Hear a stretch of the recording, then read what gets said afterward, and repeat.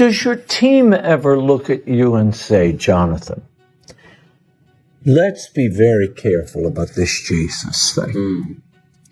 No more Jesuses. When this job came to me, I had nothing. And I knew that anything that came to me was from God's hand. From playing Jesus Christ in one of Hollywood's most high-profile series to defending his faith on The View. These are moments that Jonathan Roumie confronted atheist Hollywood with his faith.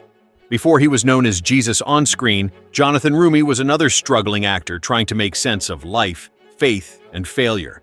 Like many of us, he faced rejection, doubt, and moments that felt like dead ends. But everything changed when he stopped chasing and started surrendering. Him to that place. Yeah, hypocrisy. Hypocrisy within the church establishment, the temple establishment of his time. So seeing religious leaders basically avert the meaning behind and the practices of his faith at the time and extort the poorest of the poor during the holidays, you know, when they all had to bring their sacrifices to be slain for Passover. They were getting, you have to pay taxes, and then you have to pay Roman tax, and then there's a conversion tax, and there's all of these these bills, excuse me, fines that were levied essentially. In this interview, you will see Jonathan Roumie at the promotion of The Chosen's new season. He cracks reality in front of atheists. So specifically in this part of the interview, you will see why the host chose that exact clip to kick things off. And more importantly, what message were they trying to send with it? Before we dive into those questions, let's break down how Jonathan Roumie calmly, yet powerfully, revealed their loaded questions, one after another. When he spoke about the deep hypocrisy within the temple system of Jesus' time, Roumie didn't hold back. I think he described how religious leaders were twisting sacred practices, burdening the poorest people with endless taxes during holy times. Then, almost as if on cue, he referenced Jesus' words, "You have turned my Father's house into a den of thieves." Matthew 21:13. I mean, great greatest story of all time. The greatest story ever told, and hopefully, you know, for us, told well, and in a way that is comparable to any other cinematic expression or television shows that are out there, yeah. Yeah. Well, the last time you were here, you said, quote, "always more to learn about Jesus." What have you learned about him while playing him, and how has it changed your relationship with him? I learned that I have a lot more to learn about him.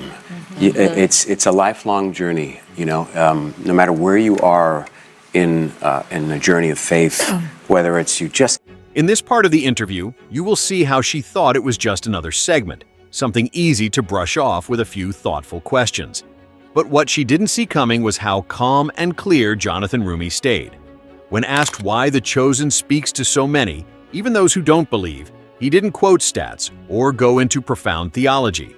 He said, "It's the greatest story ever told." Simple, true. And when they asked what playing Jesus had taught him, he said, "That I have a lot more to learn. It's a lifelong journey." That humility reflected the very words of Christ. "I am the way and the truth and the life." John 14:6. You've been a lifelong student for decades. There's so much to learn. There's so much to be able to live out in your life in trying to reach those ideals, reach that bar that he set. And as you do so, just the doing, just the trying of that makes you better as a person, as a human, as a member, a productive member, hopefully, of society in a way that you build community, you foster love, you engender hope in people. Look at this part when the host leaned in, waiting for some deep, polished answer. But Jonathan Roumie didn't go there. He said faith isn't just for experts or people who grew up with it. There's always more to understand. Whether you're just starting or have been studying, understand. He talked about how just trying to live like Jesus, aiming for that standard, is enough to change you. Even if you don't reach perfection, the effort shapes you. It makes you kinder, more loving, and a better part of your community. Be the person people would like you to be, and also stay who you are. Yeah, I think for me it really comes down to making sure that I'm I'm right in my own relationship with God. And for me, that means acting out my faith, practicing my faith, and then trying to live at times very difficultly by the modicums of how to approach life that Jesus taught. Like, he set a really high bar, and it's not easy to follow in his footsteps or his sandal steps. But I try my. These ladies sitting here are there to push people to tell the inner things behind the curtain. It was one of those moments where someone laughed at faith, treating belief in God like some silly fantasy. She thought it was harmless mockery, just a passing joke. But what she didn't expect was the quiet strength behind it all. What she dismissed so easily turned out to be something deeply real, powerful, and impossible to ignore. In another interview with the New York Times, Jonathan Roumie discussed his journey, saying that playing Jesus isn't just another acting job. It's personal, emotional, and deeply spiritual. He doesn't see it as just a role, but a calling with significant responsibility. Over episodes, you're seeing the nuances of his character, his quirks, the things that nobody's ever taken the time to explore are the humanity of these characters, the day-to-day of these characters. And so, if you believe they existed, and I do, they were human beings. So, theology aside, nobody's ever explored that humanity. Nobody's ever wondered, well, what would it be like to crack a joke with Jesus, to have a glass of wine with Jesus, to see him dancing at a wedding? Because if you're human, laughing and joking and frustration and the entire... It's not about showing off talent or learning lines. Every word he says, every look he gives comes from a real place in his heart. He believes this role is one of the most powerful in human history and deserves total honesty. For Roumie, this isn't pretend. It's a true mission of the soul. This isn't about putting on a show or projecting religious imagery for effect. Roumie engages with the story of Christ as something alive and breathing, not confined to pages or tradition, but woven into the daily rhythm of real life. In an industry often dismissed for its surface-level values, Roumie brings a level of authenticity that feels both brave and rare. But we're still challenged to do what he would do in those situations. And I think because I actually believe that seems to have lent me a kind of credibility and an authenticity in approaching the character that maybe people haven't seen. You know, it's interesting because you're saying that who you are allows you to play the role of Jesus with a particular authenticity. Do you feel that someone who is a non-believer could credibly and authentically play that part? I think they could. I think if they had... Jonathan Roumie touched on something profound, but said it calmly and humbly. He talked about how he truly believes God knows what we go through, yet still calls us to act with love and strength. It's like Roumie lives by that belief. It adds a realness to his role as Jesus that people can feel. When asked if someone who doesn't believe in God could play Jesus, he said yes, if they truly understand who Jesus was and why he shook the world back then. That shows Roumie's grace. Like it says in 1 Samuel 16:7, the Lord looks at the heart. And that's what Roumie's all about, heart, not just performance. You said about feeling like you've been put here for a reason, that you're saying there is something special about you. Those seem to me like somewhat contradictory ideas. How do you reconcile them? And then also, there's never some small part of you that's like, oh, I am special. There's people liking me so because I'm special, and that means that I matter in some way. None of that little sort of ego gratification temptation ever creeps into your head? I think if I said there wasn't anything at all, I'd be lying. Do I allow it to become my reason for doing what I do? No. So the paradox that you're describing, I guess it is kind of hard to make that distinction. Jonathan Roumie discussed various factors. This Jesus laughs, cries, makes jokes, and faces challenging moments. He's not shown as some faraway perfect figure who's hard to relate to. He's someone people can connect with and feel close to. In one interview, Roumie quoted Jesus saying, "Come to me, all you who are weary and burdened, and I will give you rest." Matthew 11:28. Walk again.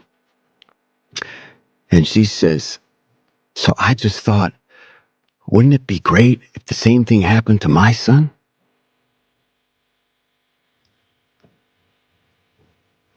And I said,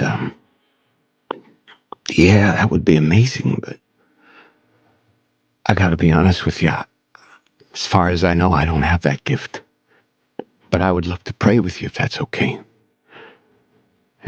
I said, would that be all right? She's like, yeah.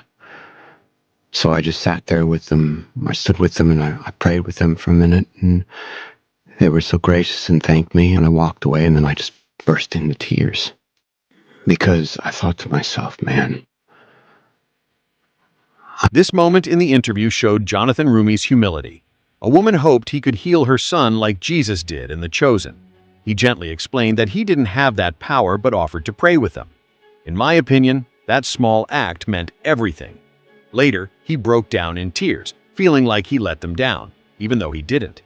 It reminded me of Acts 3:6, where Peter says, "Silver or gold I do not have, but what I do have, I give you." Roumie gave them compassion, and that's something real. Go to these events, and like you described, thousands of people are cheering, are coming up to you, and you also are asked to come and speak at things like the National Eucharistic Congress, or you gave a commencement address at Catholic University of America. You spoke at the March for Life in Washington last year. These sort of demands on your time and on your being, are they ever exhausting in any sense? Do you feel like you're being asked to give maybe more than you have to give? It can be draining, the rigors of travel alone, but then human interaction. If I'm meeting you at one of these events. By this point, the host didn't know what to say. Jonathan Roumie's story is about giving everything to God, which many people who don't believe in God, including the host, find hard to understand. Fathers will divide themselves against their sons, mothers and daughters, because of things like this, these kinds of issues that I think for Jesus, it's like, if you're going to follow me, it's not going to be easy. It's going to be really hard, and people will hate you. Get used to it. Why is abortion the issue where you chose to make your voice public and not other things that are central to Jesus's teachings, like in treatment of the poor, for example? I do that. In fact, I was just in Tanzania and Rwanda visiting these children that I support and their families, which I had been doing even before The Chosen. A year before The Chosen, I found this charity called Unbound, and I saw the work that they were doing, and they were changing not just the children's lives through sponsorship, but entire families. So I'm doing as much as I can, and I weigh every opportunity that comes to me to speak on these things very carefully. And I also know that there's only so much that I can give of myself. Following Jesus isn't a walk in the park. It's a rocky road that can split families. Fathers clash with sons, mothers with daughters, all over challenging issues like abortion. When asked why he speaks out on this, but not always on poverty, the speaker shares how he supports kids in Tanzania and Rwanda through Unbound, a charity transforming lives. He weighs every chance to speak carefully, admitting it's draining. I think his heart's in the right place, balancing passion and limits. It's inspiring yet human. A fitting Bible quote, "If anyone would come after me, let him deny himself and take up his cross daily." Luke 9:23. Faith demands sacrifice, and he's trying, even if it's messy. I think we've reached a point now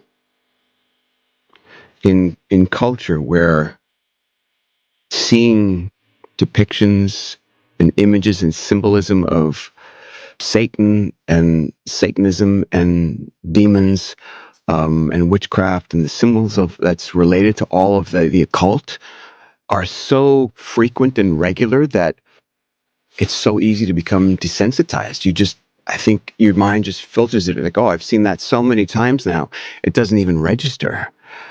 And if you go back a couple of decades ago, you would never see anything like that. I've seen it more, I think, in the music industry, demonic imagery in music videos and immodesty and all of these things that the youngest of our society are subjected to and shouldn't be, I don't believe, like I think for me, remembering that speech, my heart was for the kids that see certain things like on music videos and then they reenact them themselves or they... It's wild how common devilish vibes have gotten in pop culture. Skulls, pentagrams, and witchy symbols are everywhere in music videos, fashion, you name it. Kids scroll through TikTok and see rappers flaunting demonic imagery like it's no big deal. This stuff would have shocked people back in the day, but now it's just background noise. My heart aches for the young ones copying these trends, wearing occult-inspired gear because it's cool. I think it's sneaky how this normalizes darkness, dulling our instincts to question it. We must guide kids to see what's real, not just trendy. A Bible verse fits here. Train up a child in the way he should go, and when he is old, he will not depart from it. Proverbs 22:6. You're referring to like... So it was a deeper conversion of my Catholicism. So I was a practicing Catholic. I was baptized Greek Orthodox, and my father's from the Middle East, from Egypt, and the family is Greek Orthodox, and my mother's Roman Catholic from Ireland. And when we left New York City, we moved to the suburbs, and there weren't a whole lot of Orthodox churches. And my dad, being a Christian in Egypt, went to Catholic school run by French Jesuits, and so it was, for him, it was merely a matter of just transitioning to this other church. We didn't think about it as conversion or converting, and let's just go here. I mean, it's... In a podcast with Matt Fradd, Jonathan Roumie also discussed how faith brings everything into focus. His story isn't just for religious people. It's a bigger message for everyone. It asks us to step back and look at life differently. It's not just about winning or losing. It's about knowing we matter and holding on to our beliefs. I get what he means sometimes when everything feels messy or uncertain. Just having something steady to believe in shifts how you see the world. It doesn't make problems disappear, but it gives them meaning. That part stuck with me. I met Jim once, about a year ago, and we talked a little bit. Like I tried to, I think, get more of a straightforward, like, how do I do this? And I think Jim's response has been, his experience rather was so intense in so many different guy. Yeah, he's an intense guy, and for so many different reasons, and then subsequent to how it affected his career after that, that I don't think there was a straightforward answer from him. It's like, good luck. To try, it's like, let's talk about Jesus. I said, oh, okay, yeah, all right. So I've never, and I think there's been...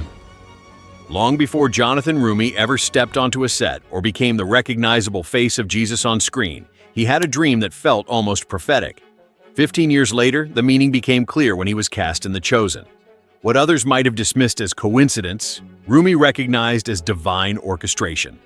In this interview with Matt, he discussed many things. I realized that the strange vision wasn't just a dream. It felt like a glimpse into what was coming. Walking beside that train, floating in a space that didn't follow the rules of nature, was like stepping into the same place he went when he played Christ. It was as if he stood between two worlds, the physical and the spiritual, the everyday and the divine. But I was never worried. I prayed about it, of course, and like everything else that I've committed to on this journey, I have to surrender it. I'm like, Lord, you've given me this opportunity. I must be for a reason. So I'm not going to worry about the consequences. I'm not going to worry about anything. I'm just going to go authentically be who you made me to be and just be present to people. And the response was overwhelming. It was unexpected in many ways. And Further, Jonathan Roumie talks about real spiritual battles, not just something in stories. He says they show up in our bodies and emotions too. But for an atheist, this idea is hard to believe. After all, how can someone believe in something they don't accept? When asked how he deals with these struggles, Roumie doesn't hesitate to answer. Criticisms will be before we even shoot the scene, I feel like. There are times where I'm like, this is going to get a rise out of people, but, I get it. I'm like, this is, when we've had actually discussions about like, okay, well, how do we best approach this scene? Because you and I both know that this is going to read one way to some people and another way to other people. And like, how do we just keep this continually, universally ecumenical, where we're not planting a flag one place or another? Because that's been, for me, in my observations, that's been the reason for the success of the show. It's because it is so universal. It is so beloved because of how it's not denominationally specific. Additionally, in a world where faith is often doubted, Jonathan Roumie stands strong. His deep beliefs and humility make it hard for others to dismiss faith. When he made his following statement, the atheist interviewer was uncomfortable and unsure how to respond. Like that's the I think the end goal for many of us working on the show who are believers, who love Jesus and see him as more than just a person who, roamed the earth for a few years and taught some things and had some maxims that stuck around beyond his lifetime. No, many of us working on the show accept him as our Lord and Savior and want other people to understand just how profoundly impactful he was to the culture and to the world, and why, and what might the day-to-day look like for him. Jonathan Roumie boldly stands up to Hollywood's atheist culture, using the Bible to challenge their views and spark deep conversations about faith. His unapologetic view goes beyond acting, offering a fresh perspective on spirituality and truth. By speaking openly about his beliefs, Roumie encourages others to look beyond superficiality and seek deeper meaning in life.